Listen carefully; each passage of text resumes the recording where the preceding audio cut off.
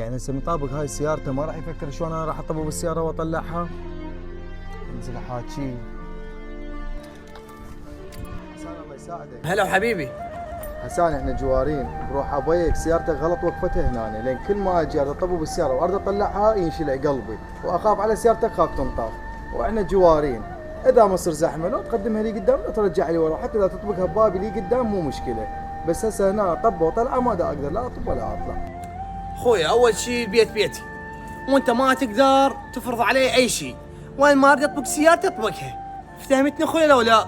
حسان حبيبي انا اقدر اطبقها برا، بس اذا طبقتها برا السياره، سيارتك من هنا وسيارتي من هنا انسد الفرع، يعني اللي يجي مستطرق ما يقدر يطب، فانا دا اطبب بالسياره اللي جوا حتى ما ينسد الفرع. فاذا ما صار زحمه لو تقدمها لو ترجعها، يعني ما لها داعي.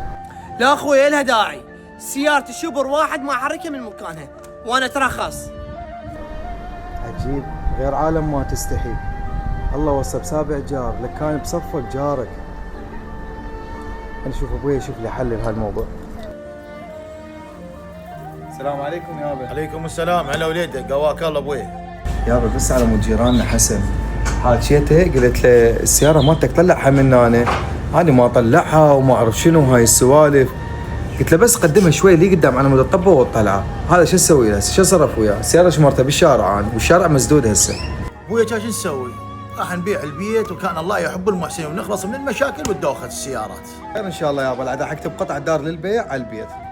مرة خصك يابا. هلا بيك يابا، هلا بيك.